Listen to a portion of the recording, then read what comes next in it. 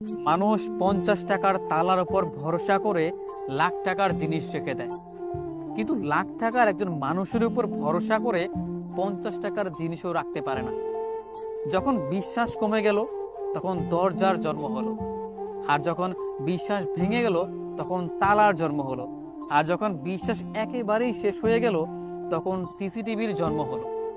অথচ সময় বদলেছে, মানুষ বদলেছে, তবুও পৃথিবীর সবচেয়ে বড় নিরাপত্তা আজও বিশ্বাসের উপরেই টিকে আছে। তারপরেও সেই বিশ্বাসটাই দিন শেষে আমাদের ভেঙে যায়। আর বিশ্বাস এমন একটা জিনিস যেটা একবার ভেঙে গেলে কখনো জোড়া লাগানো যায় না।